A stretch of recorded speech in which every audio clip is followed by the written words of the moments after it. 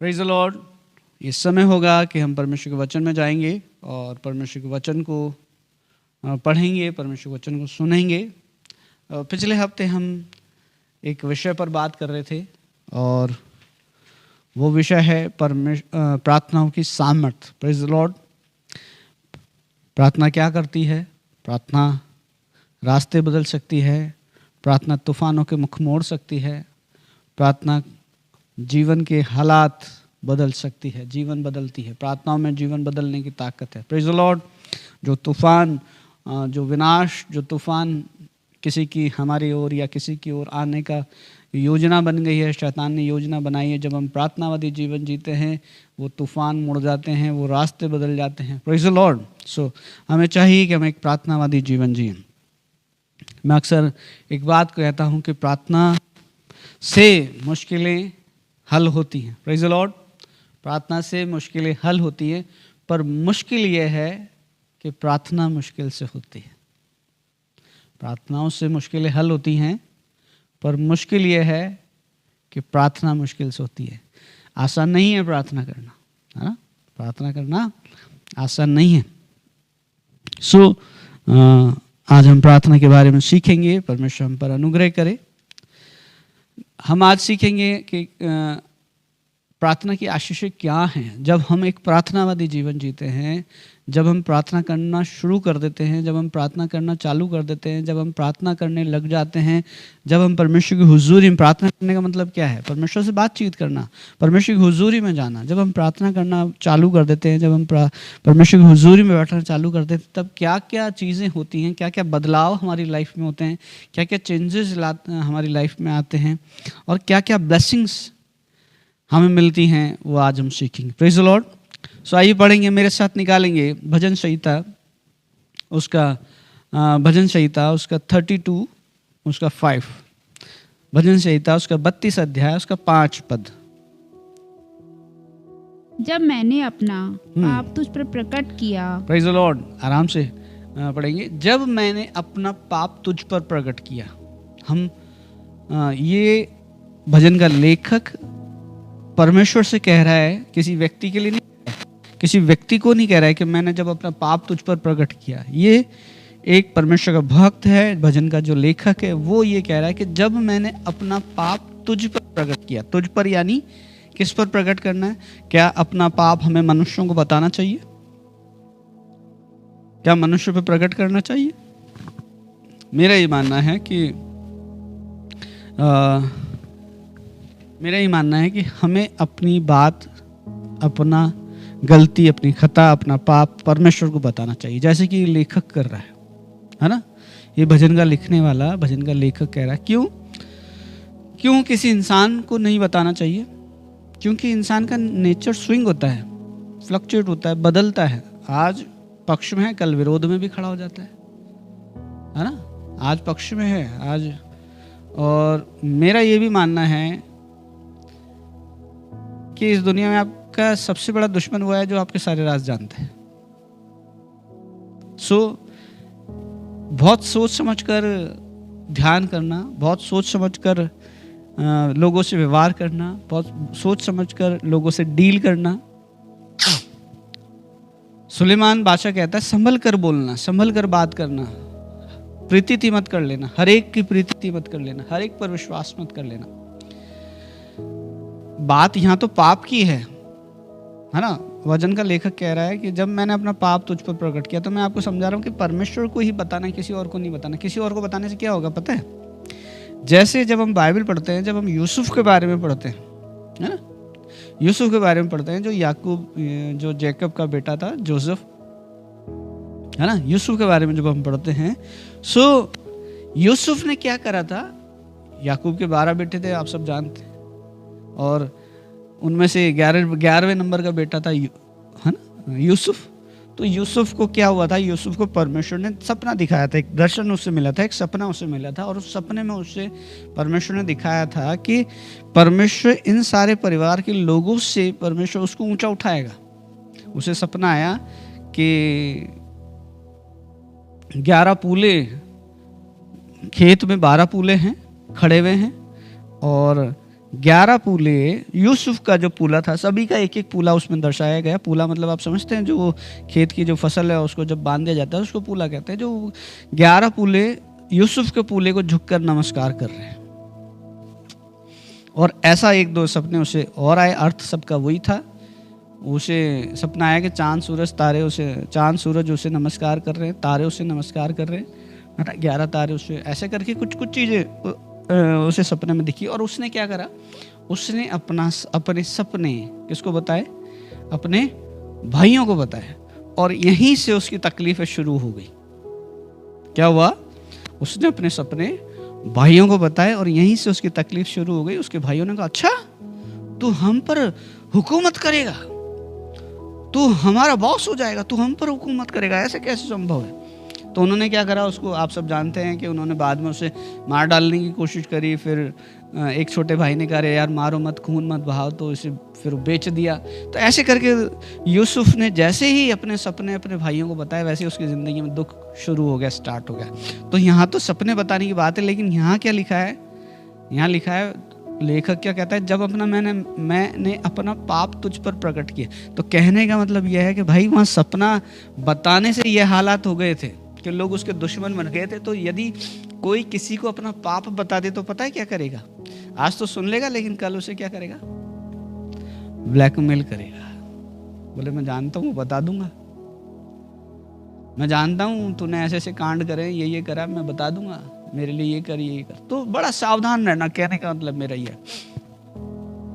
तो लेखक कह रहा है, हम अपने टॉपिक पाएंगे, लेखक कह रहा है कि जब मैंने अपना पाप तुझ पर प्रकट किया, किस पर प्रकट किया, परमेश्वर पर प्रकट किया। मैं आपको ये कहना चाहता हूँ कि जब हम प्रार्थना में बैठते हैं, है ना, तब परमेश्वर से बातचीत करते हैं। और लेखक उस प्रार्थना में बैठकर परमेश्वर को अपना पाप बता रहा है, प्रकट कर रहा है और कह रहा है, प्रभु मुझसे हो गया, मुझसे ये गलती हो गई, मुझसे खता हो गई,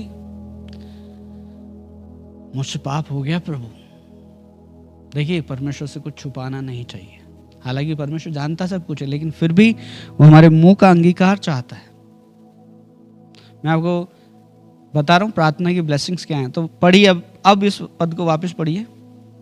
जब मैंने अपना पाप तुझ पर प्रकट किया, जब मैंने अपना पाप तुझ पर प्रकट किया, यानी उसने अपना पाप परमेश्वर पर प्रकट किया, परमेश्वर को बताया, तब और अपना अधर्म ना छिपाया और कहा, मैं यहोवा के सामने अपने अपराधों को मान लूंगा, मैं परमेश्वर के सामने अपने अपराधों को मान लूंगा। और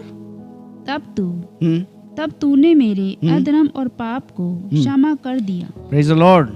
तब तूने मेरे अधर्म के और पापों को क्या कर दिया, क्षमा कर दिया। यानी इससे पहले तक क्षमा नहीं मिली थी। जब बताया, जब परमेश्वर के सामने गए, परमेश्वर की हुजूरी में गए, हो सकता है परमेश्वर के मंदिर में गया होगा, हो सकता है परमेश्वर के अपने घर में ही, हो सकता है अपनी प्रार्थना की कोठरी में गया होगा, ये प्रार्थना करने बैठा होगा, इसने प्रार्थना करना शुरू करा होगा। और ये कह रहा है, जब मैंने अपना अपराध नहीं छुपाया, जब अपना पाप मैंने तुझे बता दिया, जब अपना अपराध तुझे बता दिया, तब तूने मुझे क्षमा किया। परमेश्वर क्षमा करने में कितनी देर लगाता है।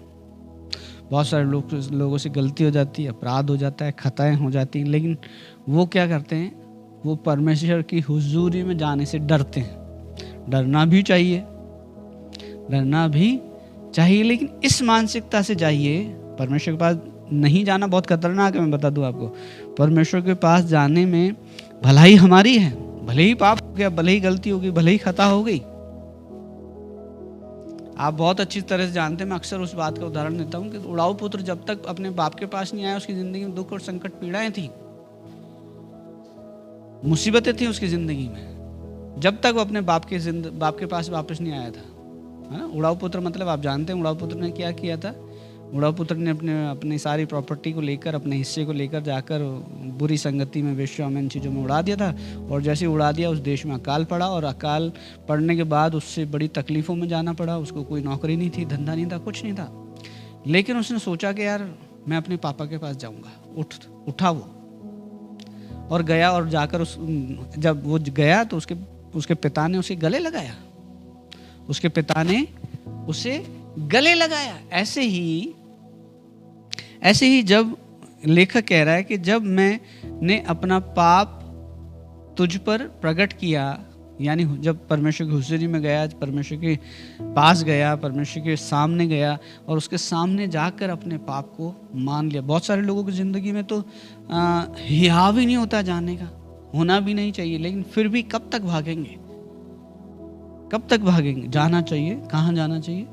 प्रार्थना में जाना चाहिए, परमेश्वर की हुजूरी में जाना चाहिए, बैठकर परमेश्वर के सामने। सबसे पहले प्रार्थना करने से पहले प्रार्थना, मैंने अक्सर लोगों को सिखाया, बताया कि एक पापी की पहली प्रार्थना पश्चाताप की प्रार्थना होनी चाहिए। एक पापी की पहली प्रार्थना पश्चाताप की प्रार्थना होनी चाहिए। ये इससे पाप हो गया और इसने अपने पाप को परमेश्वर से छुपाया नहीं, परमेश्वर प्रकट कर दिया। परमेश्वर से कहा, प्रभु हाँ प्रभु, हो गया प्रभु, गलती हो गई। और बाइबल बताती है कि परमेश्वर ने इसके पापों को क्षमा किया।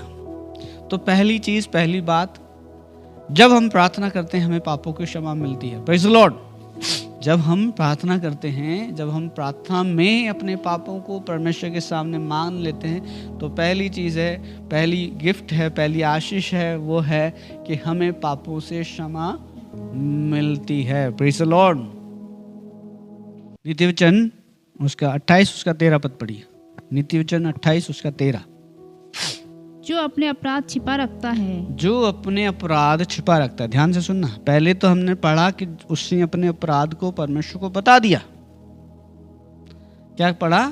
कि उसने अपने अपराध को, जो लेखक है भजन का, जो लिखने वाला है, उसने अपने अपराध को परमेश्वर को बता दिया और आशीष में क्या मिला? पापों की क्षमा मिली। Praise the Lord.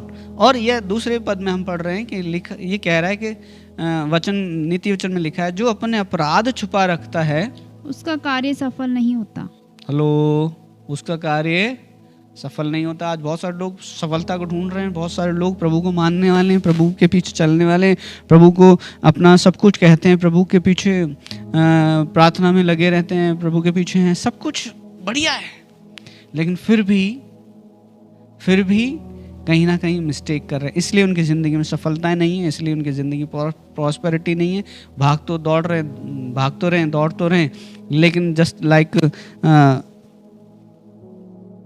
भाग रहे हैं, है ना, लेकिन वहीं खड़े हैं, पहुंच कहीं नहीं रहे। क्यों? क्योंकि क्या है? वापस पढ़िए इस आयत को। जो अपने अपराध छिपा रखा है। हाँ, अपने अपराध छिपा रखे। किससे रखे? सफलता क्यों नहीं मिल रही? पता है, क्योंकि अपराध छिपा रखे। और किससे छिपा रखे? परमेश्वर से अपने अपराध छिपा रखे। और अपने अपराधों को छिपा कर परमेश्वर से बातचीत की जाती है। क्या परमेश्वर हालातों को नहीं जानता? क्या परमेश्वर परिस्थितियों को नहीं जानता? क्या परमेश्वर सारी चीजों को नहीं जानता? लिखा है, जो अपने अपराधों को छिपा रखता है उसका कार्य सफल नहीं होता है। आप सफलता के पीछे भाग रहे हैं, सफलता आपसे कोसों दूर भागेगी। क्यों? क्योंकि वचन में लिखा है, ये प्रिंसिपल है, ये सिद्धांत है ना। नहीं आएगी सफलता। क्यों नहीं आएगी? क्योंकि अपने अपराधों को छिपा रखा है। परमेश्वर के लोगों से बात कर रहा हूं मैं। जो अपने अपराध छिपा रखता है उसका कार्य सफल नहीं होता। बहुत सारे लोग अपराधी जीवन जी रहे हैं, पाप भरा जीवन जी रहे हैं, तो सफलता कैसे आएगी? बहुत सारे लोग हैं हारा हुआ जिंदगी जी रहे हैं, हारी हुई लाइफ जी रहे हैं, उनकी जिंदगी में उन्नति नहीं है, उनकी जिंदगी में तरक्की नहीं है। जिस भी काम में हाथ डालते हैं रिजल्ट जीरो, असफलताएं हैं, निराशाएं हैं, दुख हैं, आंसू हैं। दावा ये करते हैं कि हम प्रभु के हैं, दावा ये करते हैं कि हम प्रभु को मानने वाले हैं, लेकिन फिर भी उनकी जिंदगी में ऐसे हालात हैं। कारण क्या है पता है? एक अपराध से भरा हुआ अपराधी जीवन जी रहे हैं, पाप से भरा जीवन जी रहे हैं। इसलिए कार्यों में सफलता हासिल नहीं हो रही। कार्य तो कर रहे हैं, काम तो कर रहे हैं, कार्य तो कर रहे हैं, पर सफलता नहीं मिल रही। कारण क्या है? कारण यह है कि अपने अपराध छिपा रखे हैं। अच्छा, किससे छिपा रखे हैं?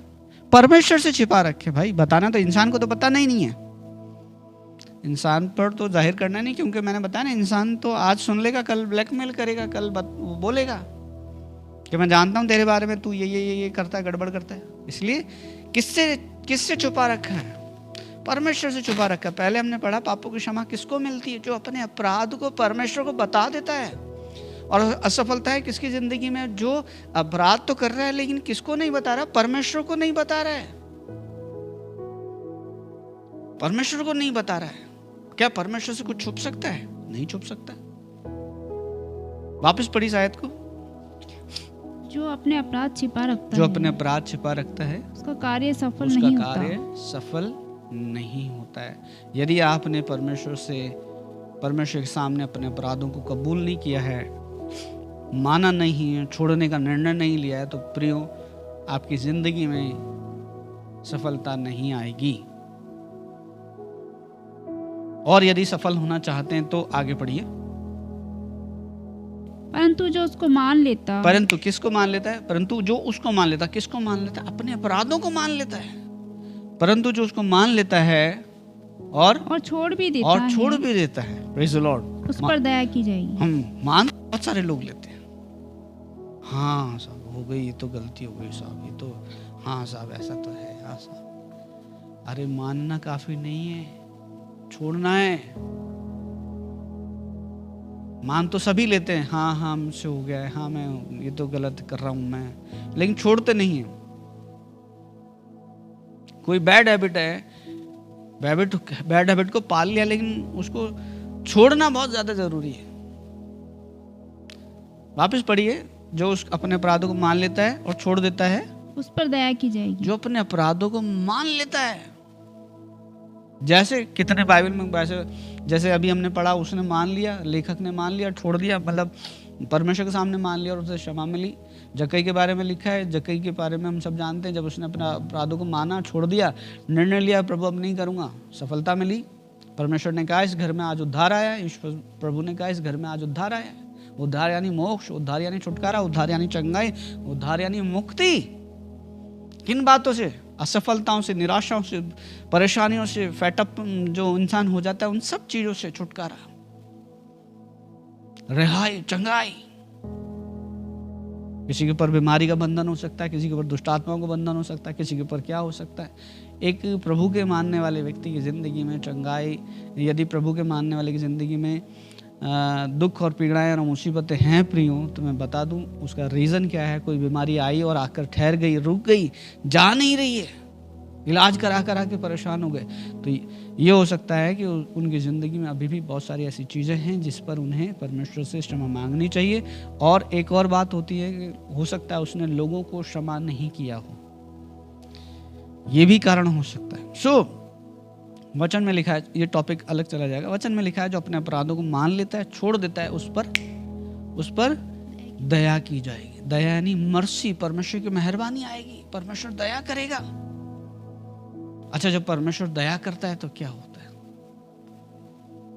परमेश्वर जब दया करता है तब क्या होगा? परमेश्वर जब दया करेगा तो उन दुखों से, उन संकटों से, उन हालातों को वो हमारे बदल देगा, जिनके लिए हम उसको पुकार रहे हैं, जिनके लिए हम उससे प्रार्थना कर रहे हैं, जिनके लिए हम परेशान हैं, जो असफलताएं हमारी ज़िंदगी में ना, उसको परमेश्वर हटा देगा। कब हटा देगा?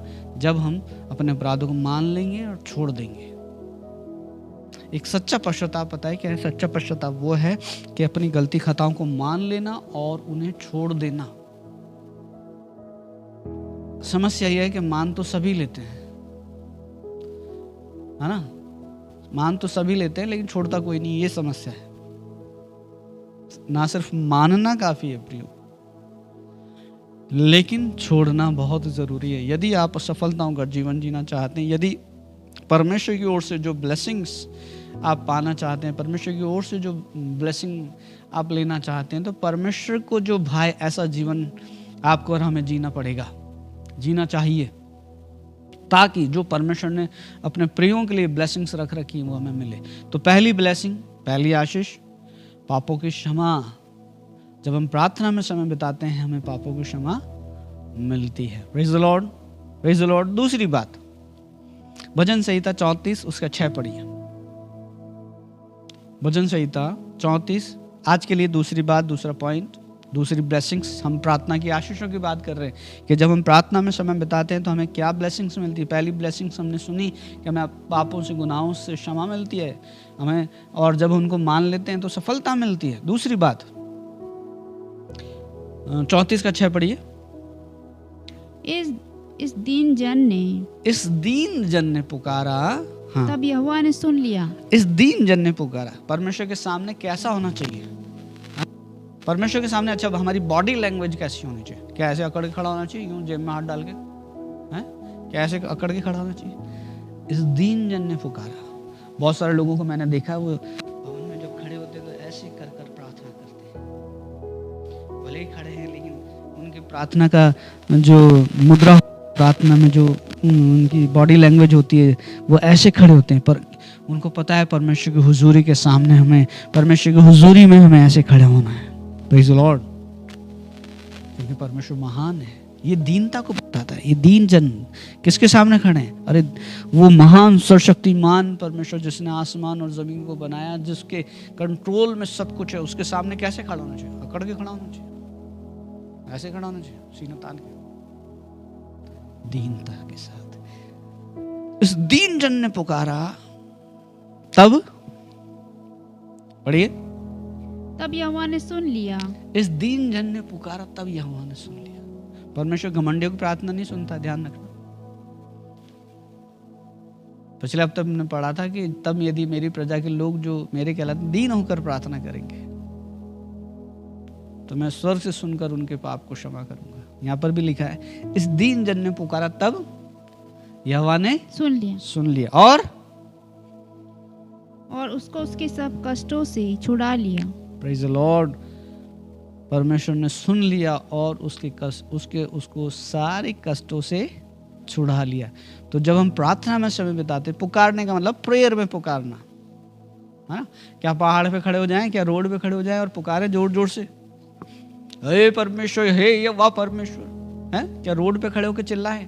क्या किसी पहाड़ पे खड़े होकर चिल्लाएं? अरे प्रार्थना में यीशु मसीह ने कहा, जब तू प्रार्थना करे तो कोठड़ी में जा और द्वार बंद कर और परमेश्वर की हुजूरी में बैठ जा और प्रार्थना कर।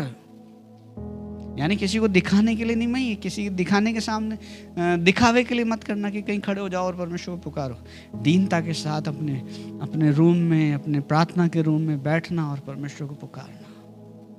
कैसे पुकारना? चिल्ला चिल्ला के, मन में पुकारना, हे जिंदा जीवित परमेश्वर, हे मेरे परमेश्वर, हे मेरी परमेश्वर। इस दीन जन ने पुकारा, तब वापस पढ़ दी इस आयत को। इस दीन जन ने पुकारा, इस दीन जन ने पुकारा, तब यहोवा ने सुन लिया। तब यहोवा ने सुन लिया। आप जब पुकारोगे परमेश्वर सुनेगा। Praise the Lord, praise the Lord. आप जब पुकारोगे, पुकारो तो सही। बहुत सारे लोग पुकारते ही नहीं, बहुत सारे लोग प्रार्थना ही नहीं करते ना, तो परमेश्वर सुनता ही नहीं। इसलिए वो हारा हुआ जीवन जी रहे, संकटों में जीवन जी रहे, प्रार्थना से भाग रहे हैं। कब तक भागेंगे? इस दुनिया में इतने दुख और संकट परेशानियों को झेलने से बेहतर है कि परमेश्वर की हुजूरी में जाएं। ऊपर जो हमने पढ़ा, पहली चीज़ परमेश्वर के सामने अपने गुनाहों को मान लें और आशीष पाएं, पापों की क्षमा पाएं। और दूसरी बात, दीन होकर प्रार्थना करें तो क्या पाएंगे? संकटों से छुटकारा पाएंगे। लिखा है, इस दीन जन ने पुकारा, तब यहोवा ने सुन लिया और उसको उसके सारे कष्टों से छुड़ा लिया। कष्टों से छुटकारा पाएंगे आप जब आप प्रार्थना में बैठेंगे। दूसरी ब्लेसिंग, जब आप प्रार्थना में समय बिताएंगे, आप अपने संकटों से, कष्टों से छुटकारा पाएंगे। Praise the Lord. कोई संकट आ गया, कोई दुख आ गया, कोई मुसीबत आ गई, क्या करना चाहिए? कहाँ जाना चाहिए? परमेश्वर की हुजूरी में जाना चाहिए, परमेश्वर के सम्मुख जाना चाहिए, परमेश्वर को जाकर अपने हाल बता देना चाहिए। हे परमेश्वर, देख मेरे सामने ये संकट आया है, हे परमेश्वर मेरे सामने ये मुसीबत आई है। भजन संहिता 34:4 पढ़िए। मैं यहोवा के पास गया, हाँ, तब उसने मेरी सुन ली। जब मैं यहोवा के पास गया तब उसने मेरी सुन ली और मुझे पूरी रीति से निर्भय किया। हाँ, जब मैं यहोवा के पास गया तब मुझे सुन ली और मुझे पूरी रीति से 100% उसने मुझे निर्भय किया। यानी मेरे मन का डर दूर कर दिया, निर्भय कर दिया, मुझे सारा डर दूर कर दिया। किस बात का डर होता है इंसान की जिंदगी? अब फ्यूचर को लेकर डरता है, अपने बच्चों के भविष्य को लेकर डरता है, अपने भविष्य को लेकर डरता है, परेशान है, क्या करूं। लेकिन क्या करिए? ज़्यादा कुछ मत करिए, परमेश्वर की हुजूरी में समय बिताइए। परमेश्वर है जो मार्ग निकालेगा, परमेश्वर है जो रास्ता निकालेगा, परमेश्वर है जो सब कुछ जानता है। Praise the Lord. उसको क्या करना है, कैसे करना है, उसको सब कुछ मालूम है। हमें उसे बताने की ज़रूरत नहीं, लेकिन हाँ, हमें परमेश्वर की हुजूरी में जाकर अपनी परेशानी परमेश्वर को ज़रूर बतानी चाहिए। Praise the Lord. तो पहली बात, हम पापों की क्षमा हमें मिलेगी जब हम प्रार्थना में समय बिताएंगे। पहली ब्लेसिंग्स पापों की क्षमा मिलेगी। दूसरी ब्लेसिंग, संकटों से छुटकारा मिलेगा, रिहाई पाएंगे, छुटकारा मिलेगा। तीसरी बात कि जब हम प्रार्थना में समय बिताते हैं, प्रार्थना की आशीषें क्या है? तीसरी आशीष, याकूब की किताब, याकूब की पत्री, उसका 13 अध्याय और उसका 13 से लेकर 16 तक पढ़ेंगे। याकूब की किताब 5 अध्याय, उसका 13 से लेकर 16 पद तक।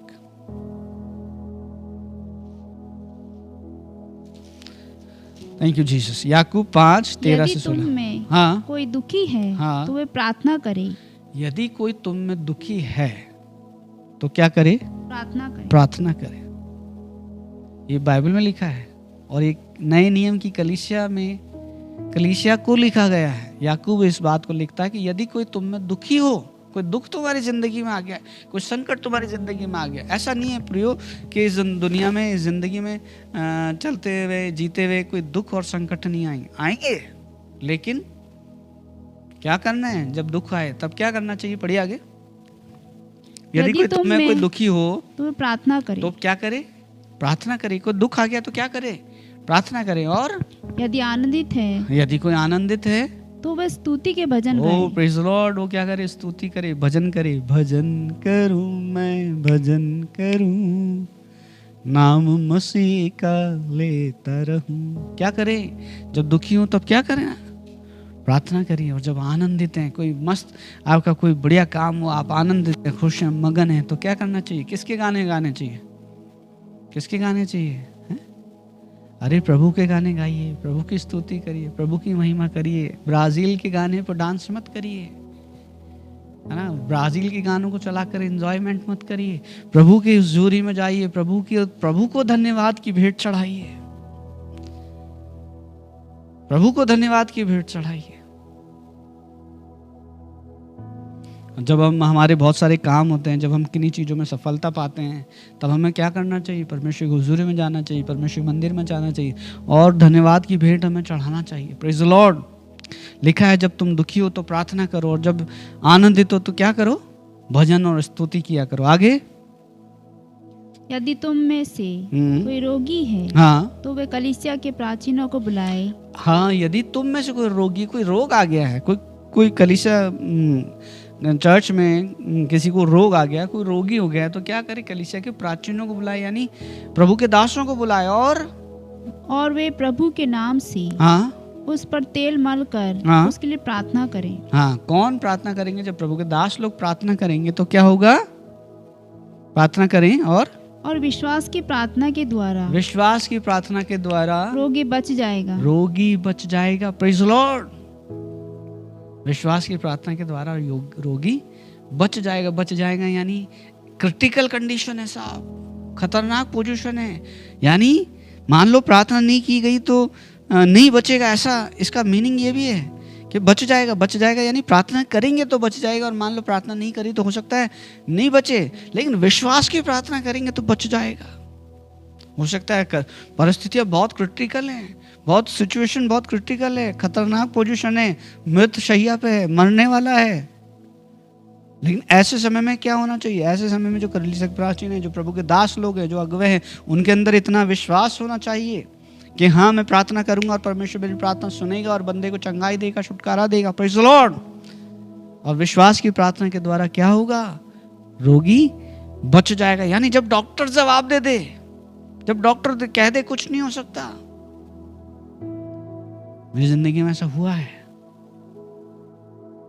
डॉक्टर ने जवाब दे दिया कुछ नहीं हो सकता, लेकिन जब प्रार्थना की गई, विश्वास के साथ प्रार्थना की गई, परमेश्वर ने अद्भुत काम करा और चंगाई मिली। Praise the Lord. तो क्या होना चाहिए? विश्वास होना चाहिए और विश्वास के साथ प्रार्थना करनी चाहिए। जो विश्वास के साथ प्रार्थना करेंगे क्या होगा? व्यक्तिगत चंगाई मिलेगी। चंगाई के लिए, छुटकारे के लिए प्रार्थना करें। जब कलीसिया के लोग, प्राचीन लोग जाएंगे और उस व्यक्ति के लिए प्रार्थना करेंगे, चंगाई मिल जाएगी विश्वास की प्रार्थना के द्वारा। सो पहली तीसरी ब्लेसिंग क्या है? जब प्रार्थना में समय बिताया जाता है, जब हम प्रार्थना के लिए किसी को बुलाते हैं, विश्वास के साथ हम किसी को प्रार्थना के लिए बुलाते हैं, तो हम चंगाई पाएंगे।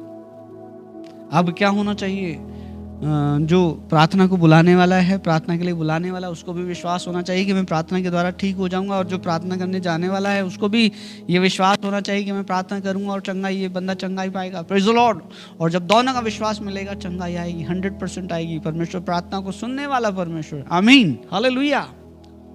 सो क्या करें? प्रार्थना करें।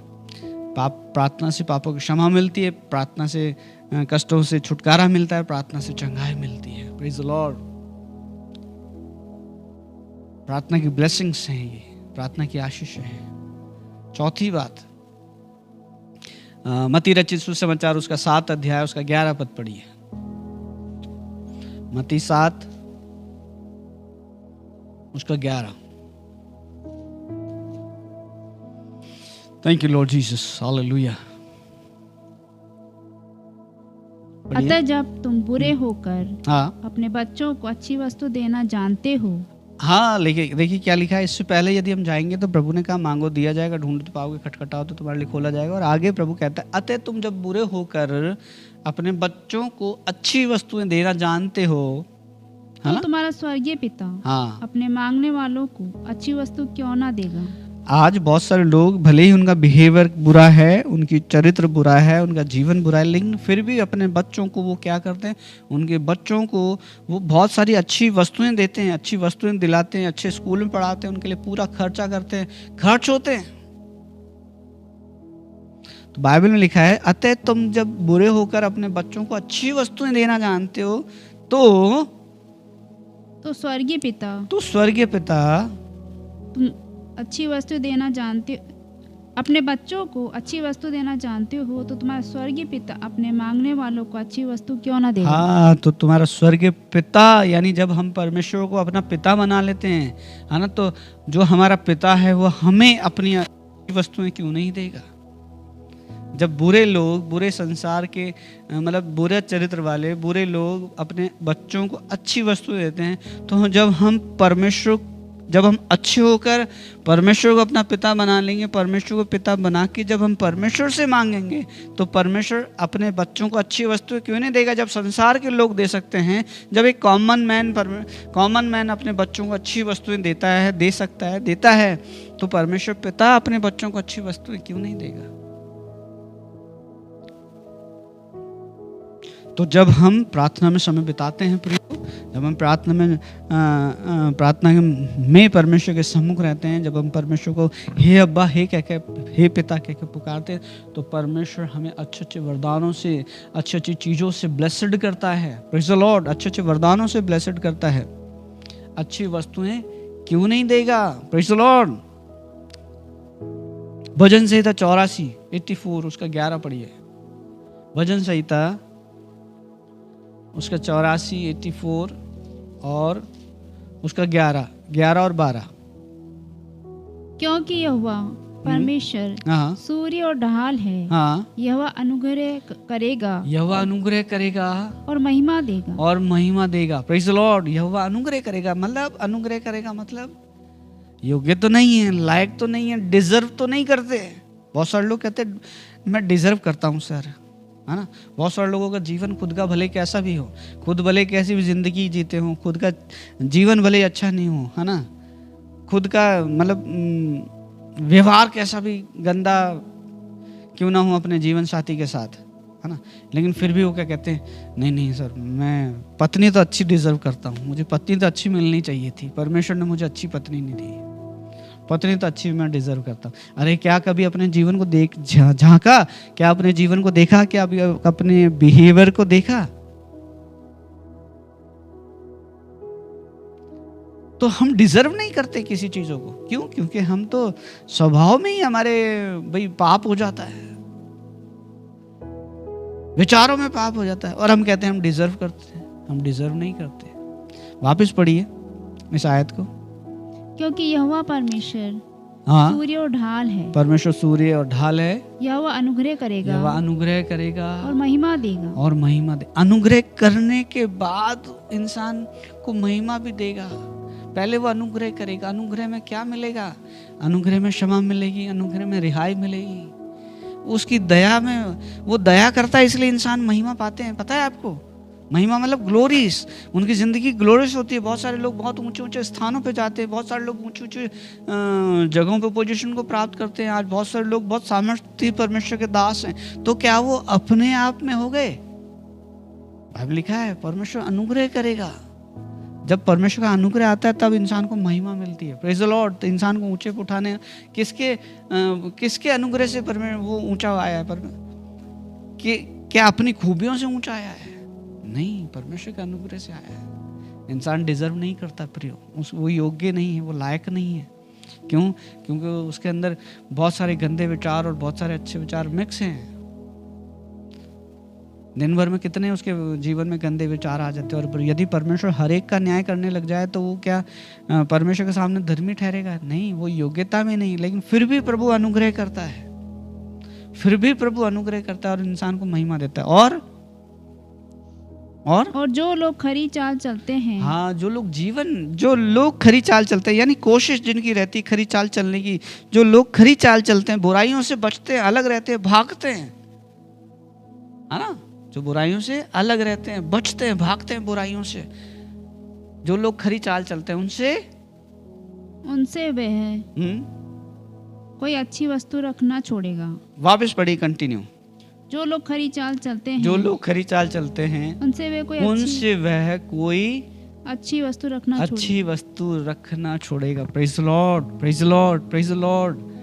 परमेश्वर के अनुग्रह से ये सारी चीजें हमें मिलेंगी। और जब हम एक अच्छा जीवन और जीने लग जाएंगे तो हर एक अच्छी चीज, हर एक अच्छी ब्लेसिंग, हर एक अच्छी आशीषें हमारी जिंदगी में आने लग जाएंगी। Praise the Lord. ये ब्लेसिंग्स बता रहा हूं मैं, प्रार्थना की ब्लेसिंग्स बता रहा हूं। और रोमियो किताब उसका 8 अध्याय उसका 32 पद पढ़िए। अच्छे वरदान, अच्छी ब्लेसिंग्स किसकी ओर से मिलती है? परमेश्वर की ओर से मिलती है। परमेश्वर है अनुग्रहकारी, दयालु परमेश्वर है, वो महान है। रोमियो 8:32, जिसने अपने निज पुत्र को भी न रख छोड़ा, परंतु उसे हम सबके लिए, जिसने अपने निज पुत्र को भी नहीं रख छोड़ा, वचन में लिखा निज पुत्र, इकलौता पुत्र, है ना, उसको भी नहीं रख छोड़ा, उसको हमारे लिए दे दिया, परंतु उससे हम सबके लिए दे दिया। वह उसके साथ हमें और सब कुछ क्यों ना देगा? हाँ, प्रेज द लॉर्ड। वो उसके साथ हमें और कुछ सब चीजें क्यों नहीं देगा? मैं आपको बता रहा हूँ, अच्छे वरदान, जब हम प्रार्थनावादी जीवन जीते तो अच्छे वरदान हम पाते हैं, अच्छी ब्लेसिंग्स पाते हैं। वचन में लिखा है जब परमेश्वर ने अपने निज पुत्र को भी नहीं रख छोड़ा तो उसके बाद वो जो कुछ हमें आवश्यकता है, जो कुछ जरूरी है, वो सब चीजें, हमारी जिंदगी की आवश्यकताओं की चीजें हमें क्यों नहीं देगा? देगा। उसका प्रॉमिस है, उसका वादा है। तो पहली ब्लेसिंग पापों की क्षमा मिलती है, दूसरी ब्लेसिंग संकट से छुटकारा मिलता है, तीसरी ब्लेसिंग चंगाई मिलती है, चौथी ब्लेसिंग्स अच्छे वरदान, अच्छी ब्लेसिंग, अच्छी आशीषें किसकी ओर से मिलती हैं? परमेश्वर की ओर से मिलती है। लिखा है जो लोग खरी चाल चलते हैं उनसे कोई भली वस्तु रख नहीं छोड़ता, वो सब कुछ वो चाहेगा और उसे मिलेगी। खरी चाल आप या अय्यूब के बारे में पढ़ना, बाइबल कहती है वो खरा था और परमेश्वर ने उसे बहुत ब्लेस्ड कर रखा था, इतना ब्लेस्ड कर रखा था कि शैतान उससे जलता था। हेलो, अय्यूब इतना ब्लेस्ड था कि शैतान उससे जलता था। आज शैतान को जेलसी हो तो अच्छी बात है ना, अच्छी बात है ना, शैतान को जेलसी हो। लेकिन बहुत सारे लोगों की जिंदगी से शैतान को कोई जेलसी नहीं होती, क्योंकि उनका जीवन ऐसा ही है। उनकी जिंदगी में कोई फ्रूट नहीं है, उनकी जिंदगी में कोई फल नहीं है, उनके दाखलताओं पे, उनके पेड़ पे कोई फल नहीं है, इसलिए पेड़ पे फल नहीं है, इसलिए भाटे नहीं पड़ रहे। जिन पेड़ों पे फल होते हैं उस पे भाटे पड़ते हैं। अय्यूब की जिंदगी में बहुत सारे फल थे, इसलिए शैतान भाटे मारता था। शैतान कोशिश करता था उसे गिराने, परेशान करने, हताश करने की, और उसने कोशिश की उसने।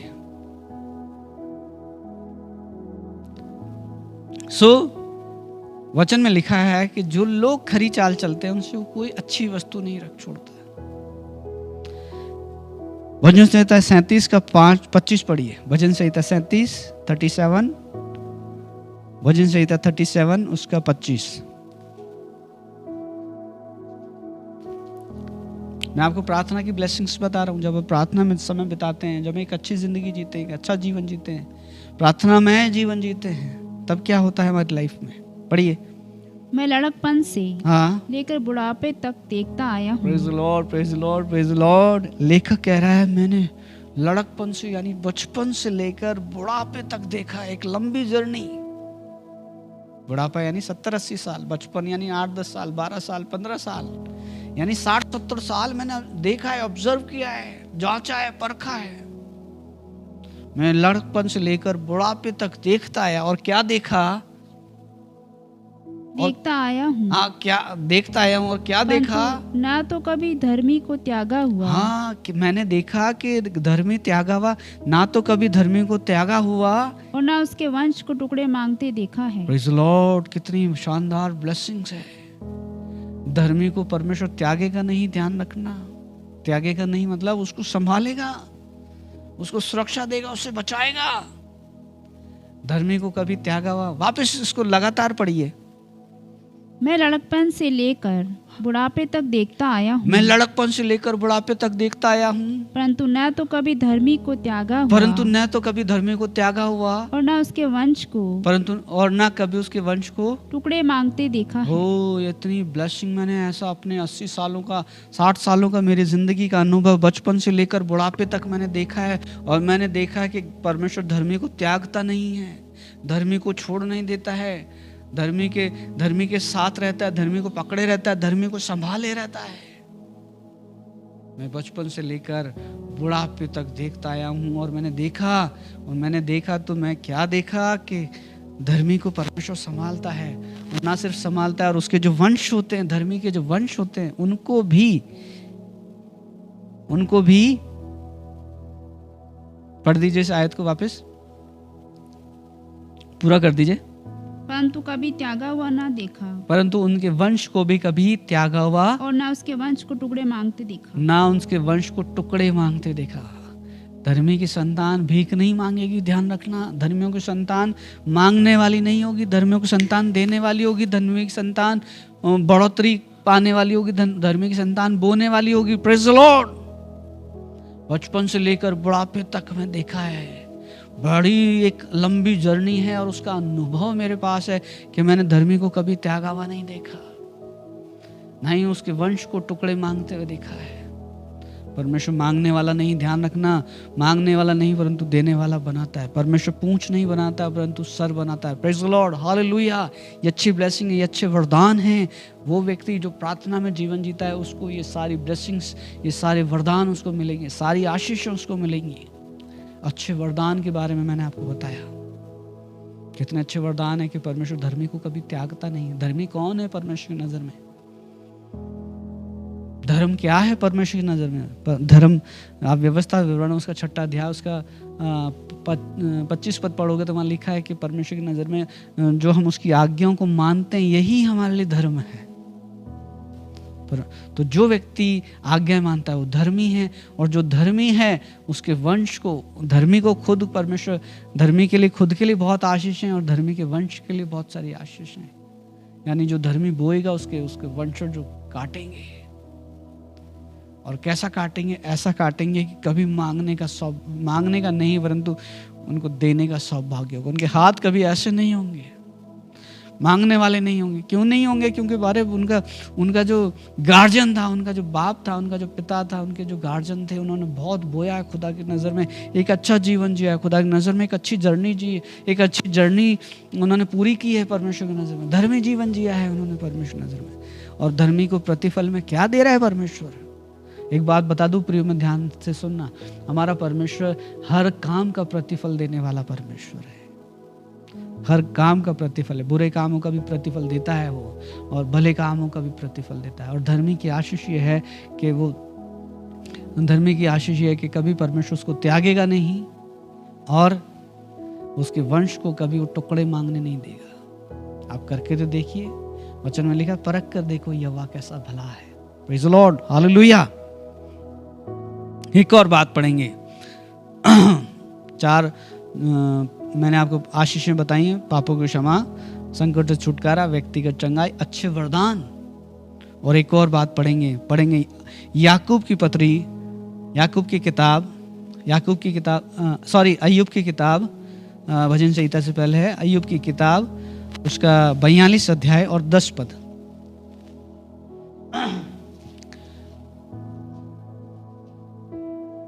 अय्यूब 42:10।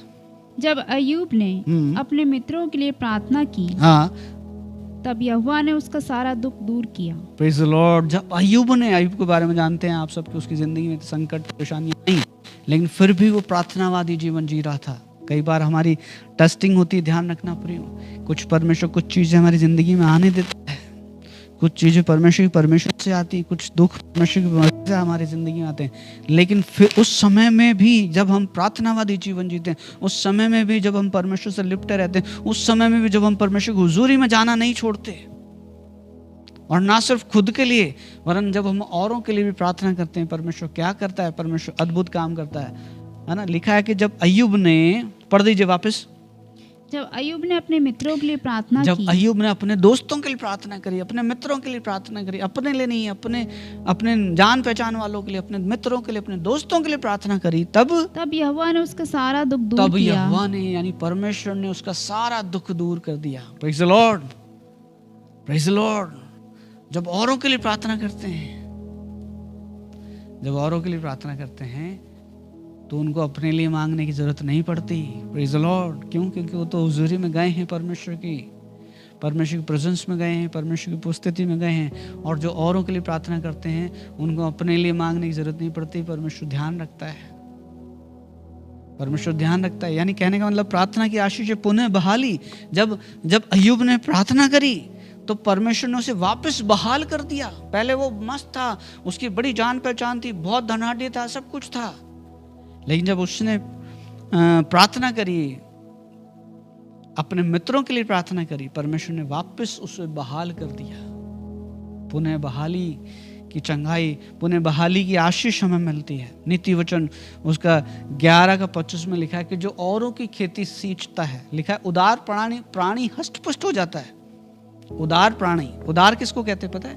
उदारवादी जिसका जीवन होता है, जिसका देने का जीवन होता है, जिसका बांटने का जीवन होता है, जिसका खर्च होने का जीवन होता है, उसके लिए लिखा है कि उदार प्राणी हष्टपुष्ट हो जाता है, और जो औरों की खेती सींचता है उसकी अपनी भी सींची जाएगी। Praise the Lord.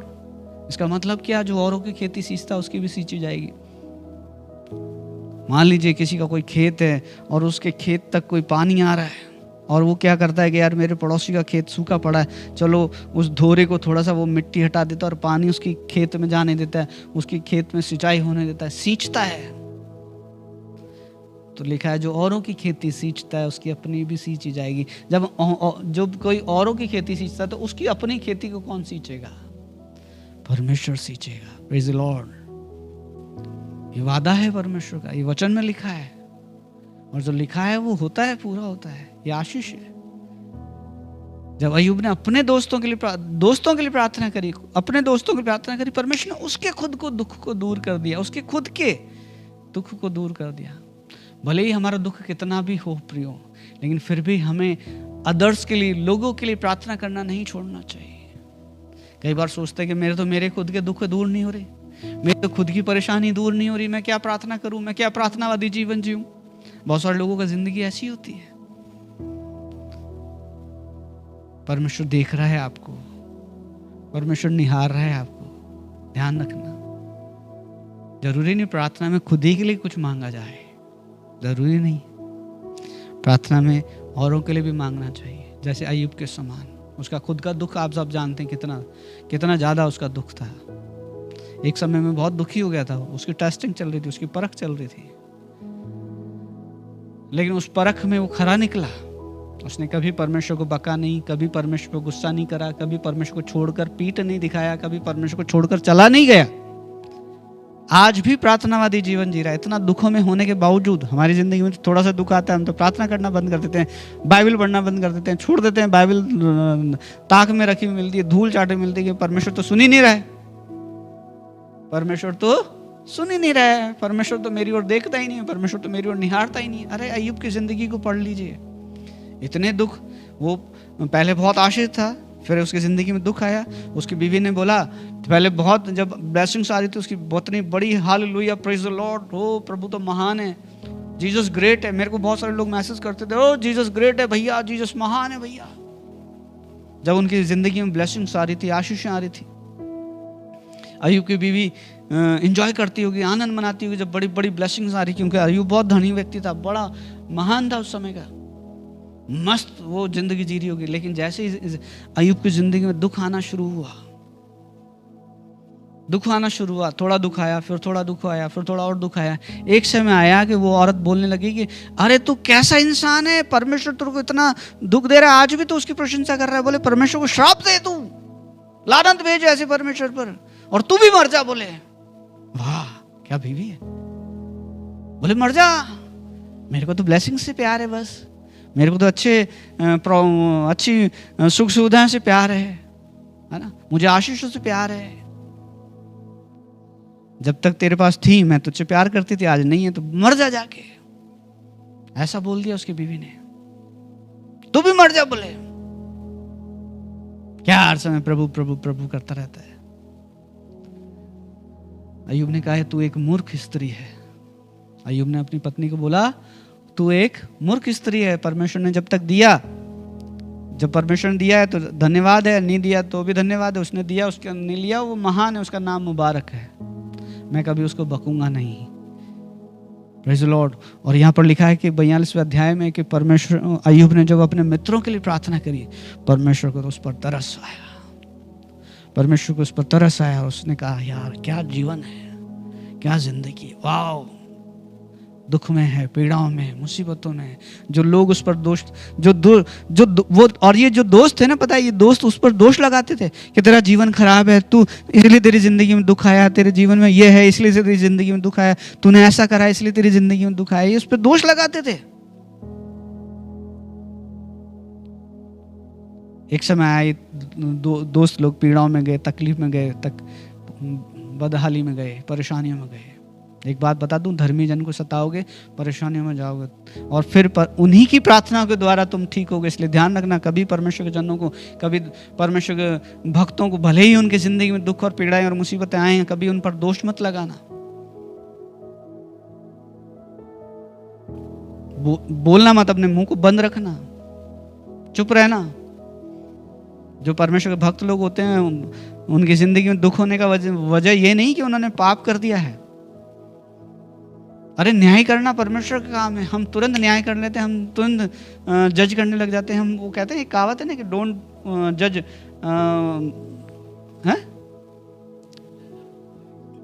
डोंट जज, मतलब डोंट जज बुक बाय द, मतलब किताब के कवर को देखकर उसकी अंदर क्या है उसकी कल्पना मत करिए, जज मत करिए। परमेश्वर दासों की जिंदगी में भी दुख मुसीबत आ सकते हैं, लेकिन कभी उनको बकना मत। हो सकता है परमेश्वर उनकी परख कर रहा है, अय्यूब के समान। बहुत सारे लोगों का जीवन होता है कि पादरी खा खा के, पास्टर परमेश्वर का दास खा खा के थोड़ा मोटा हो गया तो बोले ओ देखो खा खा के मोटा हो रहा है, थोड़ी वो उसका फैट वैट बढ़ गया, ये हो गया, वो हो गया। वो काम ही उनका ऐसा है, जहाँ जाए वहाँ चाय लो नहीं न सर, पीनी पड़ेगी, अच्छे से अच्छा चिकने से चिकना भोजन, वो घी लगी हुई चिपड़ी हुई रोटी है ना, वो दाल ढोकला और उसमें का तेल ढेर सारा, चिकने से चिकना अच्छे से अच्छा पदार्थ खाते, तो उनको मोटा होना तो स्वाभाविक है। तो क्या बोलते हैं, देखो खा खा के मोटा हो रहा है। और वही कहीं मेरे जैसा दुबला पतला कोई देखता था, निकल रहा है, बोले देखो निकल रहा है, अरे तो कहीं तो छोड़ दो, जज मत करिए। मेरे टॉपिक ये नहीं, लेकिन मैं आपको समझाना चाहता हूं। Praise the Lord. पहली आशीष मैंने आपको बताई, पापों की क्षमा, दूसरी संकट से छुटकारा, तीसरी व्यक्तिगत चंगाई, चौथी अच्छे वरदान, अच्छी ब्लेसिंग्स, पांचवी पुनः बहाली। जब हम प्रार्थनावादी जीवन जीते हैं, सारी ब्लेसिंग्स हमको मिलती है। एक आज के लिए अंतिम बात और पढ़ेंगे और जल्दी खत्म करेंगे। पहला तीमुथियुस उसका दूसरा अध्याय 1 और 2 पद पढ़िए। Thank you Jesus, praise the Lord, hallelujah.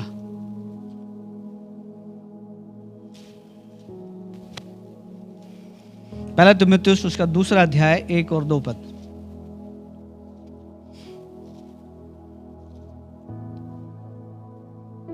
अब मैं सबसे पहले ये आग्रह करता हूँ कि विनती और प्रार्थना और निवेदन और धन्यवाद सब मनुष्य के लिए किए जाएं। सब मनुष्य के लिए किए जाएं। क्या किया जाए? प्रार्थना की जाए, विनती दी जाए, धन्यवाद किया जाए, निवेदन की जाए। किन के लिए? सब मनुष्यों के लिए और राजाओं और सब ऊंचे पद वालों के निमित्त, इसलिए कि हम विश्राम और चैन के साथ सारी भक्ति और गंभीरता से जीवन बिताएं। अपने जो लीडर्स हैं उनके लिए प्रार्थना की जाए ताकि हम एक शांति भरा जीवन जी सकें। वचन में लिखा है अपने देश के लिए, अपने देश के लोगों के लिए, अपने लीडर्स के लिए प्रार्थना करो ताकि तुम सुकून और शांति के साथ जीवन जी सको। Praise the Lord.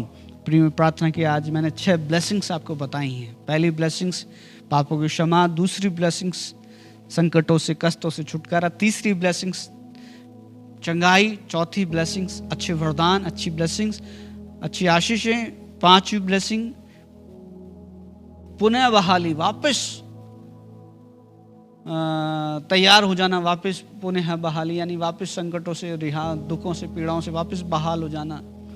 और छठी आशीष, छठी बात शांति में जीवन, शांति के साथ, सुकून के साथ भरा हुआ जीवन तब मिलेगा जब हम प्रार्थना का जीवन जिएंगे। आइए आंखों को बंद करें, हम प्रार्थना में चलें। Thank you Lord Jesus, thank you Lord Jesus, thank you Lord Jesus. अपनी आंखों को बंद करें, सुने गए वचन पर मन लगाएं प्रियो। In the name of Jesus Christ, in the name of Jesus Christ, in the name of Jesus Christ, in the name of Jesus Christ, in the name of Jesus Christ. Hallelujah. परमेश्वर के वचन में हम सुनते हैं कि जब हम परमेश्वर से प्रार्थना करते हैं तो हमें पापों की क्षमा मिलती है। जब हम प्रार्थना करते हैं हमें संकटों से छुटकारा मिलता है।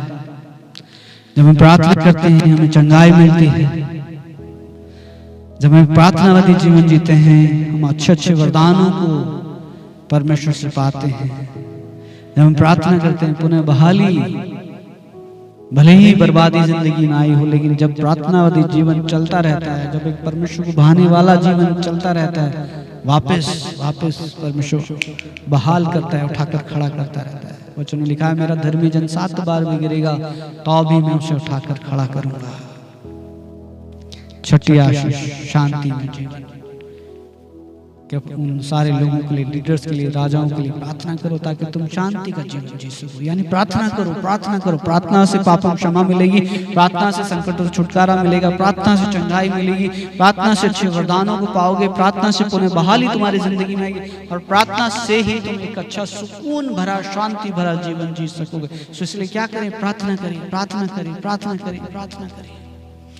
वो प्रार्थना करें, आराधना करें, वो अच्छा है कितना भला है। वो प्रार्थना करें, आराधना करें, वो अच्छा है कितना भला है। ओ छुटकारा पाए हमेशा, हमेशा छुटकारा पाए हमेशा।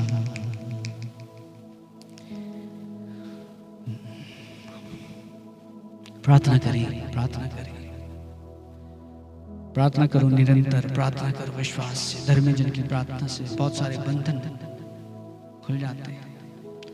प्रियो, अपनी आंखों को बंद करें और सुने गए वचन पर विचार करें। यदि क्षमा चाहिए, गुनाह हो गया, गलती हो गई, खता हो गई, प्रार्थना में आ जाइए। संकटों में अपने आप को पाते हैं, प्रार्थना में आ जाइए। यदि चंगाई को चाहते हैं, प्रार्थना में समय बिताइए। अच्छे वरदान परमेश्वर से पाना चाहते हैं, प्रार्थना में समय बिताइए। बर्बादियां जिंदगी में आ गई, दुख और पीड़ाएं जिंदगी में आ गई, परीक्षाओं में पड़ गए, फंस गए, उलझ गए, प्रार्थना करिए, प्रार्थना में समय बिताइए। वापस परमेश्वर उठा के खड़ा करेगा। वो महान परमेश्वर, वो अय्यूब का परमेश्वर, वो हमारा परमेश्वर। एक शांति में जीवन जीने के लिए, सुकून भरे जीवन जीने के लिए, खुशहाली का जीवन जीने के लिए प्रार्थना में समय बिताइए। प्रार्थना करिए, प्रार्थना करिए। प्रार्थना की आशीषें मैंने आपको बताई। जब हम प्रार्थना करते हैं हमारी जिंदगी साधारण नहीं रहती, हम एक असाधारण लोग हो जाते हैं। प्रार्थना करेंगे चंगाइयाँ मिलेंगी, प्रार्थना करेंगे पापों की क्षमा आ जाएगी, प्रार्थना से संकट और छुटकारा हो जाएगा। प्रार्थना प्रार्थना प्रार्थना में इतनी सामर्थ्य है, प्रार्थना इतनी ताकत है। प्रार्थनावादी जीवन ऐसा है जो इंसान प्रार्थनावादी जीवन जीता है वो खुशहाल जिंदगी जीता है, वो सफलताओं की जिंदगी जीता है, वो ऊंचाइयों पर जाता है। उसको परमेश्वर किसी अच्छी ब्लेसिंग से वंचित नहीं रहने देता है। वो लालसा करता है और उसे मिल भी जाता है। क्यों? क्योंकि उसका जीवन प्रार्थनावादी जीवन है। सो आज से निर्णय ले लें कि मैं चाहे कैसा भी समय हो, चाहे कैसी भी परिस्थिति मेरी जिंदगी में हो, चाहे दुख हो चाहे सुख हो, चाहे कैसा भी कुछ भी हो, चाहे आनंद मनाने का भी समय हो। वचन में लिखा है जब तुम दुखी हो तो प्रार्थना करो, और आनंद जब तुम आनंदित हो तो स्तुति और भजन किया कर। तो स्तुति और भजन भी किसके करने हैं? परमेश्वर करने। किसी और माध्यम से, किसी और तरीके से एंजॉय करने की कोशिश मत करें। प्रभु की हुजूरी में रहें, उस माहौल को बनाए रखें, परमेश्वर की प्रेजेंस को अपनी जिंदगी में बनाए रखें। आइए प्रार्थना करें। सर्वशक्तिमान जी, उद्धार करता स्वर्ग और प्रतीक परमेश्वर, प्रभु बड़े धन्यवाद के साथ तेरे सम्मुख आते हैं प्रभु। तो प्रार्थनाओं को सुनने वाला परमेश्वर है। धन्यवाद परमेश्वर पिता। हाँ प्रभु, प्रार्थनाओं से मुश्किलें हल होती हैं, पर मुश्किल यह है प्रार्थना मुश्किल से होती है। होने दे प्रभु, हर एक व्यक्ति प्रभु प्रार्थनावादी जीवन जीने लग जाए। ये सुनने वाले जितने लोग हैं प्रभु, हर एक व्यक्ति एक अच्छा प्रार्थनावादी जीवन जीने लग जाएं, ताकि इन्हें रिहाई मिले, ताकि इन्हें पापों से क्षमा मिले, ताकि इन्हें संकट और छुटकारा मिले, ताकि चंगे रहें, चंगे हो जाएं, ताकि इन्हें अच्छे वरदान मिल जाएं, ताकि इनकी वापस बहाली हो जाए। ओ परमेश्वर, ताकि तू इनकी खेती को सींचे परमेश्वर, और ये अच्छी सुकून और शांति भरा जीवन जी सके प्रभु जी। ऐसा अनुग्रह हर एक पर कर, हर एक व्यक्ति प्रार्थनावादी जीवन जीने लग जाए। सहायता प्रभु, जो बीमार है यीशु मसीह तेरे नाम में सबके चंगाई की घोषणा करता हूं। बीमारों ठीक हो जाओ यीशु मसीह के नाम में, बीमारियों दूर हो जाओ यीशु मसीह के नाम में। Get out in Jesus name.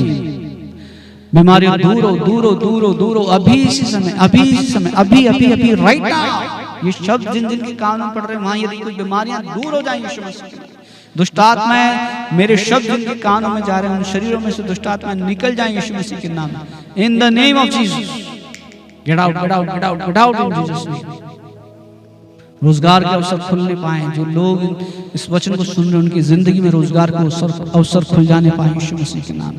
जिनके काम धंधे अच्छे नहीं चल रहे वो ग्रो करेंगे यीशु मसीह के नाम में, ऐसी घोषणा करता है। परमेश्वर अनुग्रह कर, परमेश्वर दया कर, सहायता कर। धन्यवाद के साथ प्रभु तेरे सम्मुख आते हैं, सारा आदर मान सम्मान तुझे देते। प्रार्थना को सुना है और जैसा मांगा है तू देने जा रहा है प्रभु, तेरे धन्यवाद। सारी आदर मान सम्मान महिमा तुझे चढ़ाते हैं। छोड़ी इनकी प्रार्थना तेरे प्यारे बेटे हमारे उद्धार करता यीशु मसीह के नाम में, आमीन। अब प्रभु यीशु मसीह का अनुग्रह, पिता परमेश्वर का प्रेम, पवित्र आत्मा की सहभागिता और संगति अब से लेकर हमेशा तक हम तमाम विश्वासियों के साथ होती रहे। हम सब कहें आमीन। Praise the Lord. परमेश्वर आप सबको आशीष दे। God bless you.